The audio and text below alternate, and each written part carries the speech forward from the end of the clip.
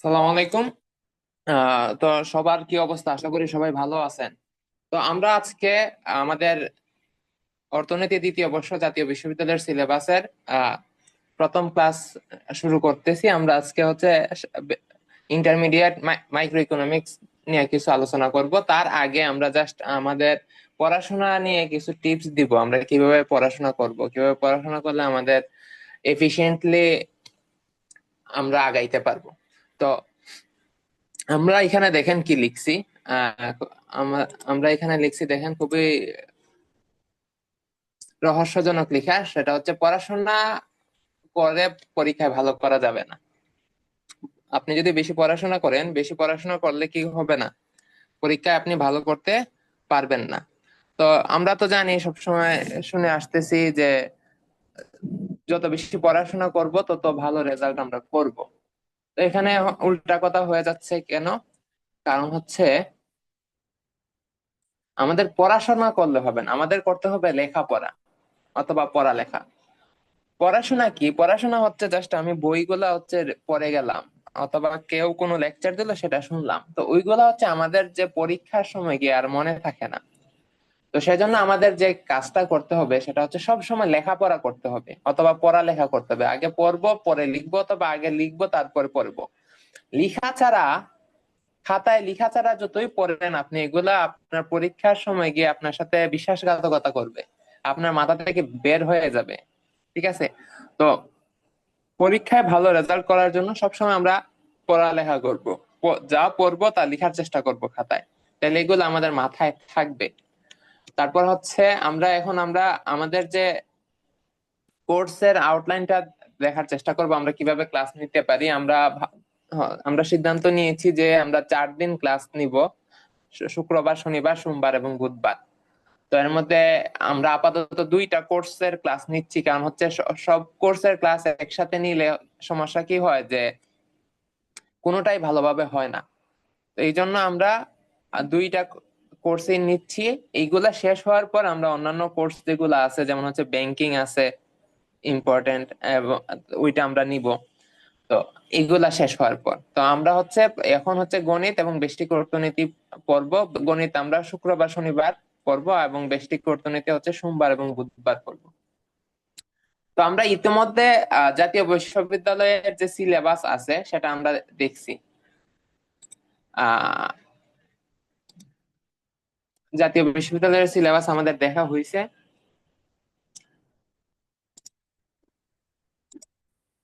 Micro economics এর, intermediate micro economics এর। এখন আমরা ইন্টারমিডিয়েট মাইক্রো ইকোনমিক্স এর যে আমাদের যে প্রথম চ্যাপ্টার, সেটা নিয়ে কিছুটা আলোচনা করব। আমাদের যে প্রথম টপিক সেটা হচ্ছে থিওরি অফ কনজিউমার বিহেভিয়ার, অর্থাৎ আমাদের হচ্ছে ভোক্তার আচরণ। তো ভোক্তার আচরণ আসলে জিনিসটা কি, সেটা বোঝার আগে আগে আমাকে জানতে হবে ভোক্তা কি, ভোক্তা কাকে বলে, কে ভোক্তাকে, কনজিউমার আসলে কে। তো কনজিউমার আসলে আহ, কে? এ purchaser of goods and services for the personal satisfaction of themselves or other members of their households। যদি আমরা বাংলাতে বলি তাহলে হচ্ছে কোনো ব্যক্তি যখন কোনো কিছু ভোগের উদ্দেশ্যে, ব্যক্তিগত ভোগের উদ্দেশ্যে অথবা পরিবারের সদস্যদের ভোগের উদ্দেশ্যে কোনো দ্রব্য ক্রয় করে, তখন আমরা তাকে ভোক্তা বলি। এইটা একটা সংজ্ঞা হইতে পারে। আর একটা সংজ্ঞা হইতে পারে হচ্ছে যে সকল ব্যক্তি বা ব্যক্তি সমষ্টি যারা দ্রব্যের উপযোগ নিঃশেষ করে তাকে ভোক্তা বলে। আচ্ছা, তো এখানে মেইন জিনিসটা হচ্ছে ভোক্তা কিন্তু একজন ব্যক্তি নাও হইতে পারে। আমাদের অনেক সময় মিসকনসেপ্ট থাকে যে ভোক্তা বলতে একজনকে বোঝায়। আসলে ভোক্তা বলতে একজনকে বুঝাইতে পারে, অথবা কালেকটিভ মানুষকেও বুঝাইতে পারে, অনেকজন মানুষের সমষ্টিকেও বুঝাইতে পারে।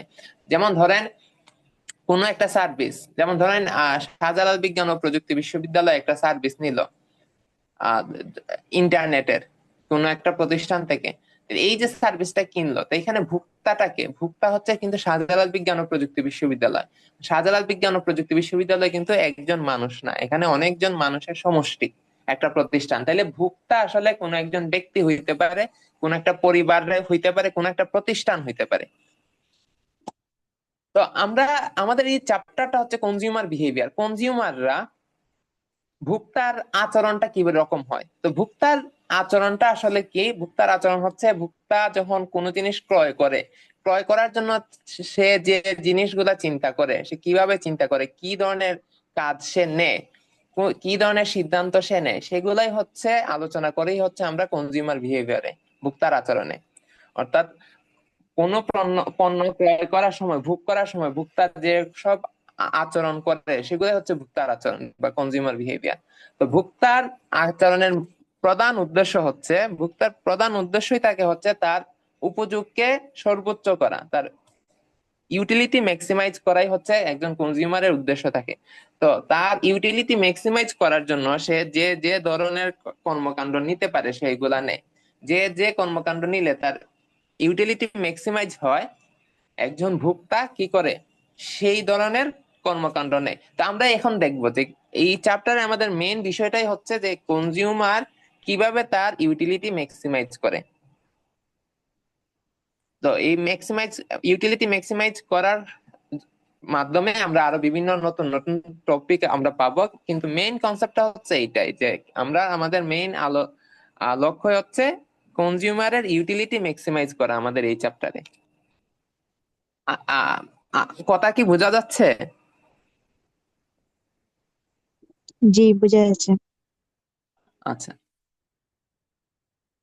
তো এইগুলা তো আমরা পরে আসছি, আমাদের আমরা যে আজকে যে জিনিসগুলো আলোচনা করবো এগুলো আসলে আমরা আয়ার আগে পড়ছি। আমাদের যে বেসিক মাইক্রো ইকোনমিক্স ছিল না, ওইগুলাতে আমরা এগুলো পরে আসছি। তো আমাদের যেহেতু আজকে প্রথম ক্লাস, সেই জন্য আমি ডিপ কোনো কিছুতে যাচ্ছি না আজকে। আজকে জাস্ট নর্মাল যেগুলো আমরা আগে পড়ছি এগুলাই একটু রিকল করতেছি আমরা। যেমন হচ্ছে আমাদের এখানে প্রথমেই আমাদের সিলেবাসের যে টপিকটা আছে সেটা হচ্ছে ইউটিলিটি। তো ইউটিলিটি তো আমরা আগেও পড়ছি। ইউটিলিটি কি বলেন তো? উপযোগ কি?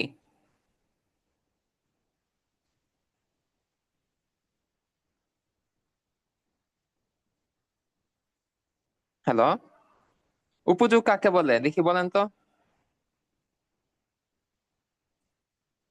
কোনো দ্রব্য বা সেবার অভাব পূরণের ক্ষমতা। আচ্ছা, কোন দ্রব্য বা সেবার অভাব পূরণের ক্ষমতাকে উপযোগ বলে। ভালো।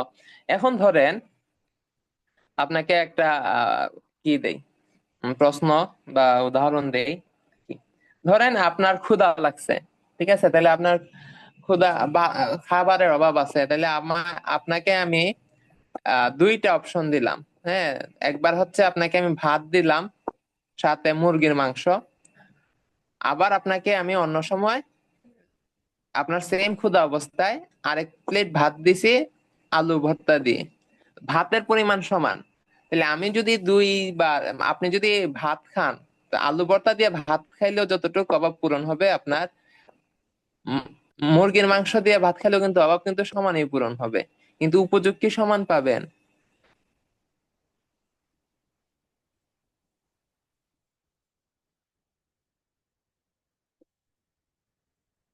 আমার প্রশ্নটা কি বোঝা গেছে? জি, বুঝছি। তো কি মনে হয় যে আমি আলু ভর্তা দিয়ে যে পরিমাণ ভাত খাইমু, আমি যদি এই মুরগির মাংস দিয়ে ততটুকু পরিমাণে ভাত খাই, তাহলে তো আমার অভাব সমানই পূরণ হইতেছে, আমার ক্ষুধা নিবারণ হইতেছে। কিন্তু উপযোগ কি তাইলে সমান পাবো আমরা দুই জায়গা থেকে? না। না।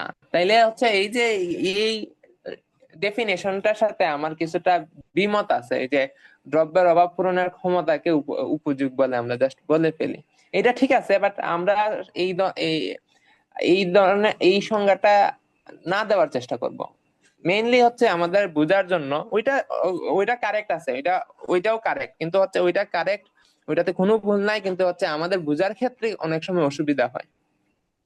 উপযোগ জিনিসটা কি সেটা বোঝার জন্য আমরা এই ডেফিনেশনটা যদি পড়ি তাহলে ভালো হচ্ছে। যে কোন দ্রব্য বা সেবা ভোগ করে আমরা যে পরিমাণ তৃপ্তি লাভ করি তাকে উপযোগ বলে। উপযোগ আর কিছুই না, উপযোগ হচ্ছে স্যাটিসফ্যাকশন লেভেল, তৃপ্তির পরিমাণ। কোনো একটা দ্রব্য বা সেবা ভোগ করে আমরা যে পরিমাণ তৃপ্তি পাই সেটাই হচ্ছে উপযোগ। এখন যে দ্রব্য বা সেবা ভোগ করে আমি বেশি তৃপ্তি পাবো, সেই দ্রব্য বা সেবার উপযোগ বেশি। যেমন আমি আলু ভর্তা ভাত ভোগ করে যতটুকু তৃপ্তি পাবো, মুরগির মাংস ভাত খেয়ে তার চেয়ে বেশি তৃপ্তি পাবো, তাইলে মুরগির মাংস ভাতের উপযোগ বেশি।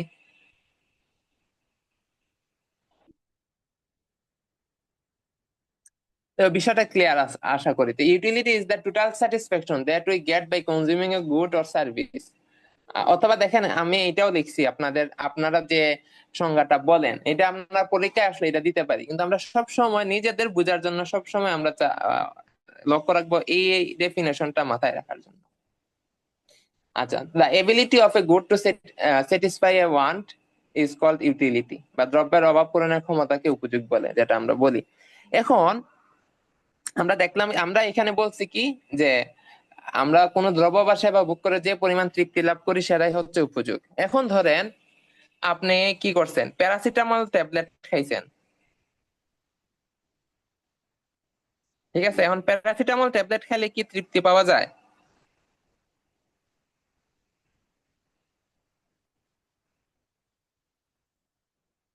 হ্যালো? স্যার, প্যারাসিটামল ট্যাবলেটটা কোন ক্ষেত্রে খাচ্ছি? আমি আমি আমার জ্বর আসছে, আমি সেজন্য প্যারাসিটামল খাইতেছি। তা- যদি জ্বর সারে তাহলে তো ঠিক আছে। আচ্ছা, এখন এইখানে এই অনেকে, আচ্ছা, অনেকের এখানে বুঝতে ভুল হয় অনেক ক্ষেত্রে। আচ্ছা দেখেন, আমরা জ্বরের সময় যদি প্যারাসিটামল ট্যাবলেট খাই তাহলে কিন্তু আমি সাদা স্বাভাবিক দৃষ্টিকোণ থেকে তৃপ্তি পাইতেছি না। প্যারাসিটামল ট্যাবলেট তো মজাদার না, মজাদার না তো একটু তেতো স্বাদ না? প্যারাসিটামল ট্যাবলেট কিছুটা তেতো, মানে মজা তো লাগার কথা না। তো এরপরেও তাইলে কি এটার উপযোগ নাই? এটার উপযোগ আছে। প্যারাসিটামল ট্যাবলেট খাইলে আমাদের কষ্ট কমে, কষ্ট কমে না? কারণ হচ্ছে আমি যদি প্যারাসিটামল ট্যাবলেট না খাইতাম তাহলে আমার বেশি দিন কি করা লাগতো, আমি অসুস্থ থাকতাম। প্যারাসিটামল ট্যাবলেট খাওয়ার কারণে আমি কম সময় অসুস্থ থাকছি, তা দ্রুত সুস্থ হয়ে গেছি, তাই আমার কষ্টের পরিমাণটা কমছে। তাই আমার কষ্টের পরিমাণ কমাটাও হচ্ছে উপযোগ। কোন দ্রব্য বা সেবা যদি আমার কি করতে পারে, তৃপ্তি দিতে পারে, সেটা উপযোগ। অথবা আমার কষ্ট যদি লাঘব করতে পারে সেটাও উপযোগ।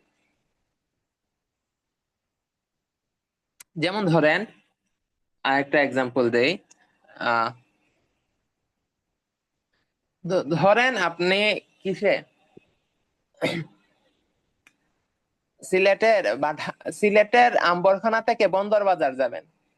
সিলেটের দুইটা জায়গার নাম আর কি, আম্বরখানা এবং বন্দর। বা আপনারা আপনাদের এলাকার একটা জায়গা থেকে আরেকটা জায়গায় যাবেন। এখন আপনি হচ্ছে লেগুনায় উঠছেন, লেগুনা বা যে কোনো যানবাহনে উঠছেন, এখানে প্রচুর মানুষ। এখন আপনি এই যানে উঠার পর আপনি কোনো তৃপ্তি পাইতেছেন না, আরাম পাইতেছেন না, কষ্টই হইতেছে। তো ওইটাতে কি উপযোগ থাকবে এই যে সার্ভিস?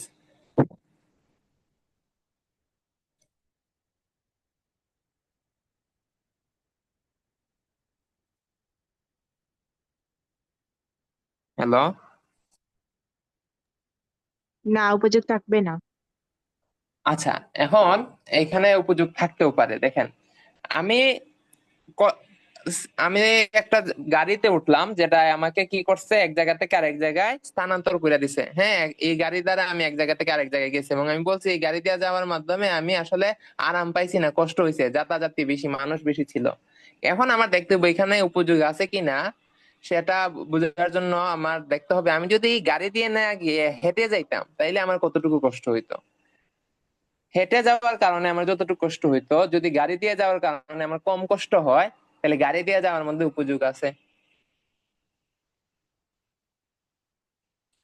ঠিক আছে? তো কোন দ্রব্য বা সেবার মাধ্যমে যদি আমার কষ্ট কম হয়, মানে এই যে গাড়ি দিয়ে গেছি, এইটার মাধ্যমে আমি কষ্ট হয়েছে কিন্তু কষ্ট কম হয়েছে, কিন্তু আমি হাঁটিয়া গেলে আমার বেশি কষ্ট হইতো।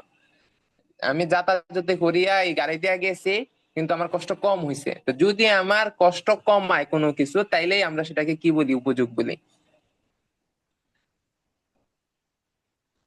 আরেকটা সহজভাবে বুঝতে পারি, যখনই আমরা কোনো কিছুর জন্য টাকা দিতে প্রস্তুত থাকি তাহলে আমরা বুঝে ফেলবো যে এখানে আমি উপযোগ পাইতেছি। আমরা কোনো জায়গা থেকে যদি উপযোগ না পাই তাহলে কখনোই আমরা টাকা দেই না।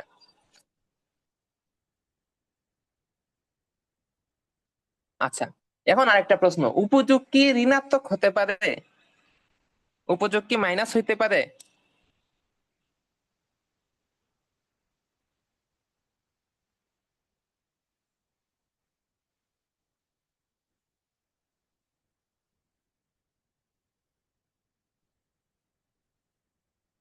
হ্যালো?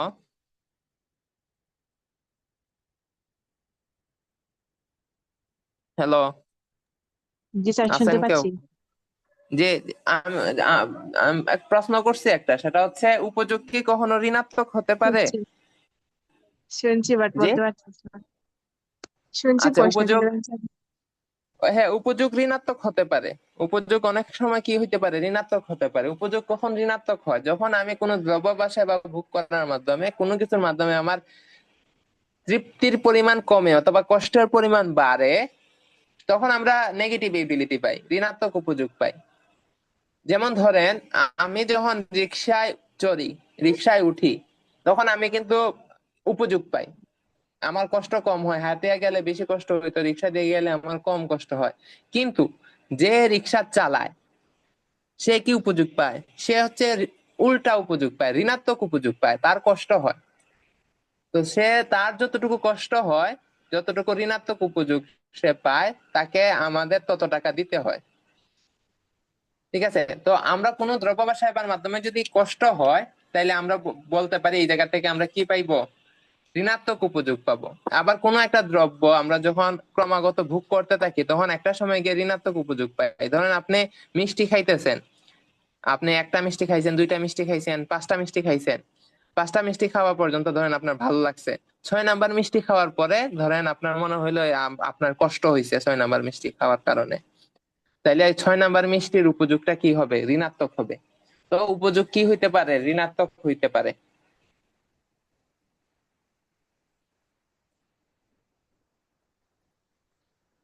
এখন আমাদের একটা জিনিস গুরুত্বপূর্ণ, সেটা হচ্ছে উপযোগের আমরা পরিমাপ করি কিভাবে, প্রকাশ করি কিভাবে।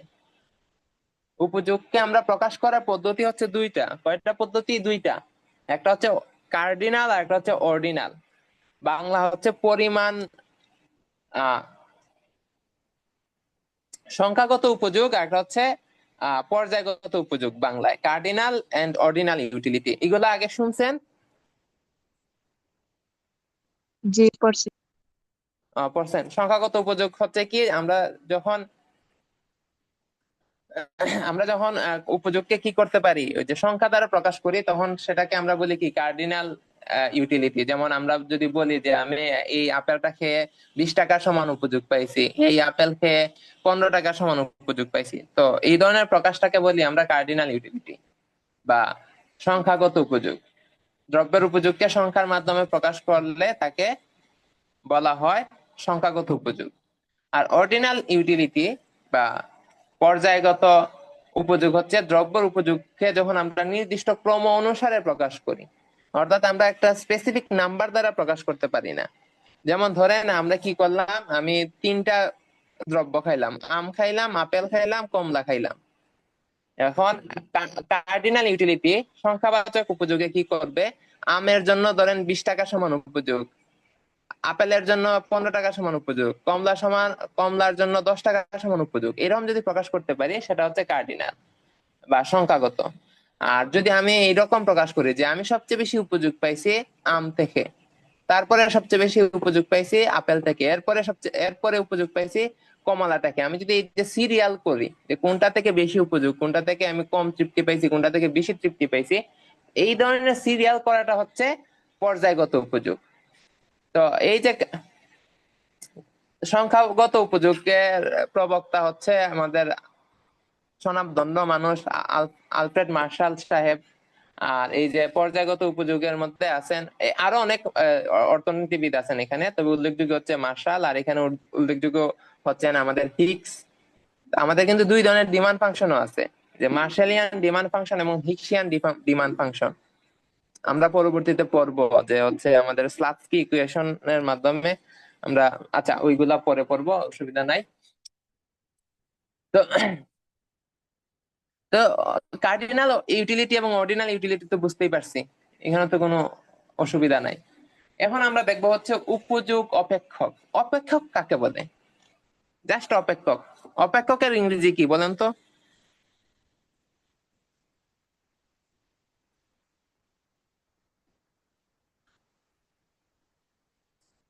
Hello, hello. জি স্যার, শুনতে পাচ্ছি। জি জি, অপেক্ষকের ইংরেজি কি?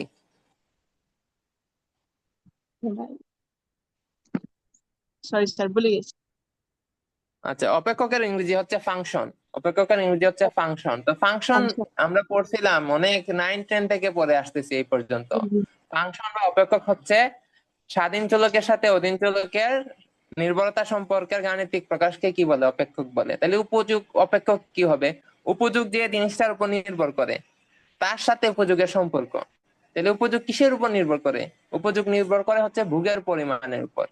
তাহলে ভোগের পরিমাণের সাথে উপযোগের নির্ভরতা সম্পর্কের গাণিতিক প্রকাশকে উপযোগ অপেক্ষক বলে। এটা তো স্বাভাবিক, এগুলো আমরা আগে থেকে পড়ছি, এগুলা কি না। এখন উপযোগ অপেক্ষক দুই প্রকার। উপযোগ অপেক্ষক কত প্রকার? দুই প্রকার। দুই প্রকার। একটা হচ্ছে প্রত্যক্ষ উপযোগ অপেক্ষক আর একটা হচ্ছে পরোক্ষ উপযোগ অপেক্ষক।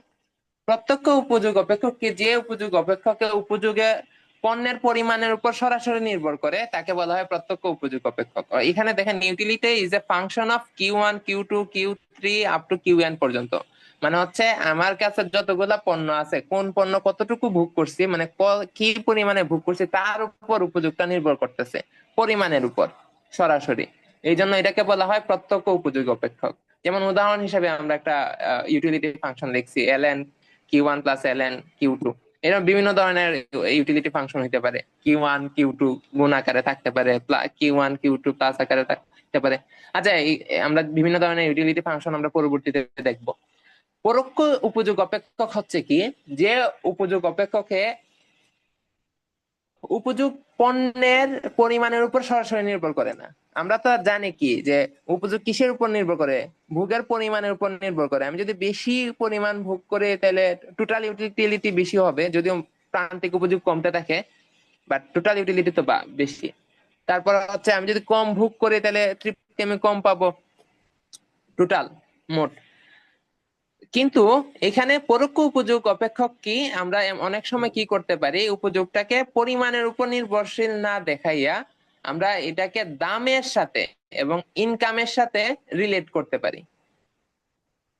যখন আমরা উপযোগটাকে পণ্যের দাম এবং ব্যক্তির আয়ের সাথে উপর নির্ভরশীল বানাই, তখন সেটাকে আমরা পরোক্ষ উপযোগ অপেক্ষক বলি। যেমন দেখেন এখানে utility is a function of P1 P2 P3 up to Pn পর্যন্ত। আর এমটা হচ্ছে ইনকাম, আর পি গুলা হচ্ছে প্রাইস। যতগুলা পণ্য আছে প্রত্যেকটা পণ্যের প্রাইস, আর এখানে হচ্ছে ইনকাম। তাইলে এই ফাংশন দ্বারা আসলে কি বোঝায়?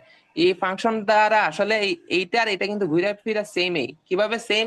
এখানে আমি সরাসরি দিয়ে দিছি আমি কি পরিমাণ দ্রব্য ভোগ করতেছি, আর এখানে হচ্ছে সরাসরি দেই নাই, কিন্তু আসলে এখান থেকে আমরা কি পরিমাণ দ্রব্য ভোগ করতেছি সেটা ভাগ করতে পারবো। এখানে প্রত্যেকটা দ্রব্যের দাম দেওয়া আছে না, এবং এখানে আমার ইনকাম দেওয়া আছে। তাহলে আমি কি করতে পারবো, আমার ইনকামের সাপেক্ষে কি কোন দ্রব্যটা কতটুকু ভোগ করব সেটা আমি বার করতে পারবো। তো এই জন্য এটা যেহেতু সরাসরি দেওয়া নাই, যে দাম এবং পরিমাণ দেওয়া আছে, এবং এর মাধ্যমে আমি কি করতে পারবো, কি পরিমাণ ভোগ করব সেটা দেখতে পারবো, এবং আমি উপযোগ কতটুকু পাবো সেটা দেখতে পারবো। সেই জন্য এটাকে বলা হয় পরোক্ষ উপযোগ অপেক্ষক।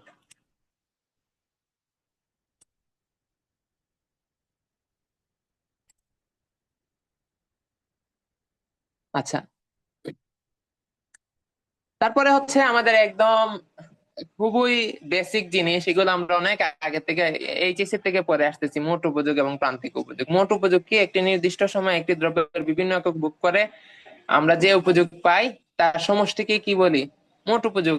তাহলে আমরা যদি কোনো একটা দ্রব্য ধরি, এক্স দ্রব্য, এক্স দ্রব্য যদি এন তম একক ভোগ করি, মানে 10টা যদি ভোগ করি, তাহলে মোট উপযোগ হবে কত? যে প্রথমটার উপযোগ, এই যে utility of first good plus utility of second good plus utility of third good, এরকম প্রত্যেকটা প্রত্যেকটা এককের উপযোগটারে আমরা কি করব? যোগ করব। তাহলে summation of utility of UI, মানে এটা হচ্ছে function, utility function of XI.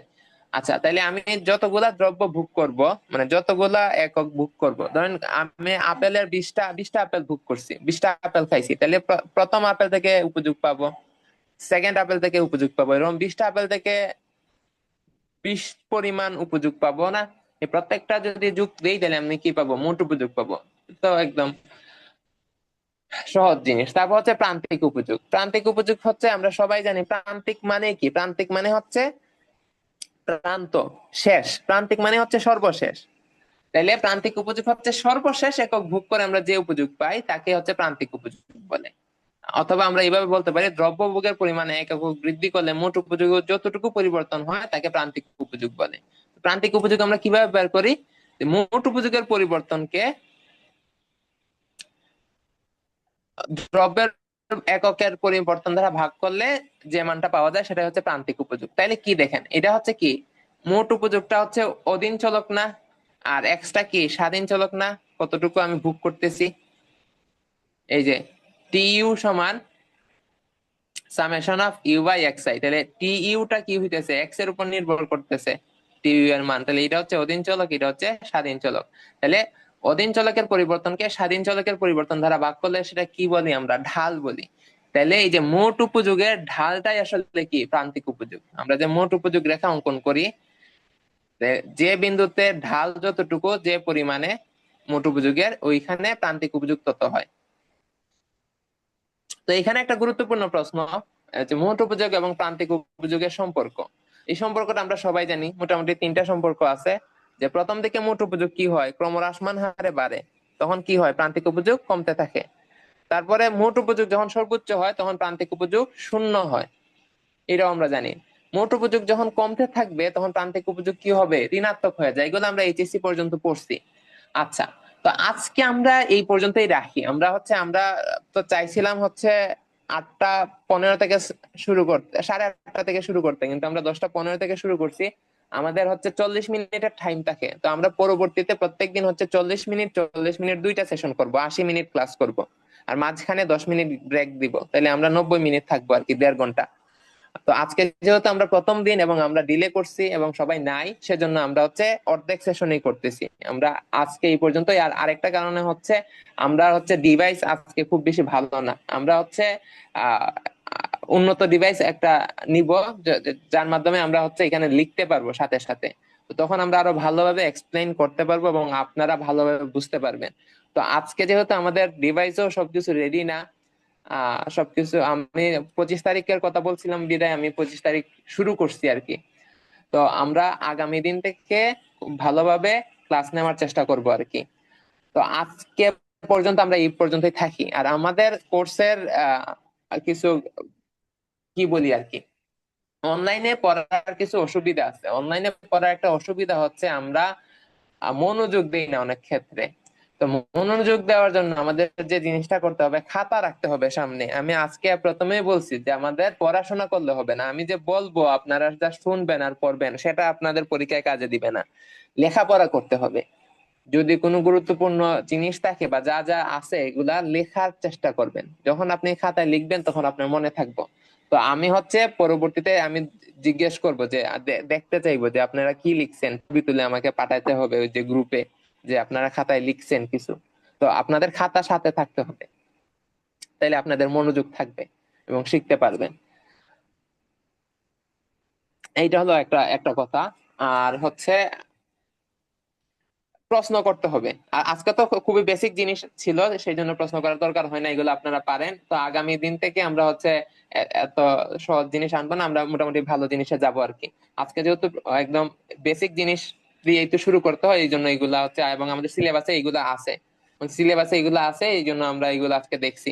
আমরা আগামী দিন হচ্ছে খুবই গুরুত্বপূর্ণ টপিক হচ্ছে ইকুই মার্জিনাল ইউটিলিটি, বাংলা হচ্ছে সমপ্রান্তিক উপযোগ। ঠিক আছে, সমপ্রান্তিক উপযোগ খুবই গুরুত্বপূর্ণ, সেটা আমরা দেখব। তারপর হচ্ছে ক্রমহ্রাসমান প্রান্তিক উপযোগ বিধি, সেটা তো আমরা জানি, সেটাও দেখব। তবে আগামী দিনে আমাদের মেইন কনসেপ্ট, মেইন ফোকাস থাকবে হচ্ছে ইকুই মার্জিনাল ইউটিলিটি বা সমপ্রান্তিক উপযোগের উপর। ঠিক আছে, যা থেকে মোটামুটি প্রশ্ন আসে সব জায়গাতে, এবং আপনি চাকরি বাকরি পরীক্ষাতে গেলেও ইকুই মার্জিনাল ইউটিলিটি থেকে প্রশ্ন অনেক ক্ষেত্রে করে। তো আজকে আমাদের হচ্ছে আর 4 মিনিট বাকি আছে আর কি। যদি আপনাদের কারো কোনো পরামর্শ থাকে, আপনারা কাইন্ডলি কিছু বলেন।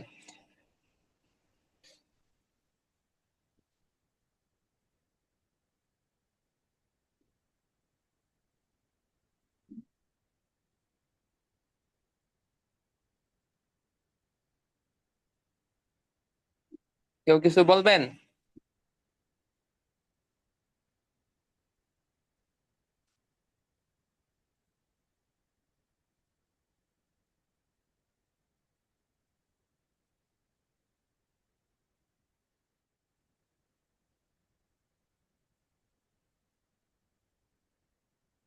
আচ্ছা, তাইলে মনে হয় কারো কোনো বক্তব্য নাই মনে হয়। আমরা আজকে এই পর্যন্তই রেখে দেই। আমাদের এখানে আবহাওয়ার অবস্থাও ভালো না, যে কোনো সময় ইলেকট্রিসিটি চলে যাইতে পারে আবারও। তো আজকে আমাদের ক্লাসটা খুব বেশি মানসম্মত হয় নাই, কারণ প্রথম দিন সবকিছু সেট আপ করতে, অ্যাডজাস্টমেন্ট করতে একটু সময় লাগবে আর কি। এক দুইটা ক্লাস যাবে, তখন আমরা খুব ভালোভাবে এফিশিয়েন্টলি ক্লাস নিতে পারবো এবং আপনারাও এফিশিয়েন্টলি সবকিছু ভালোভাবে বুঝতে পারবেন। তো আজকে এই পর্যন্তই থাক। আপনারা সবাই ভালো থাকেন, সুস্থ থাকেন।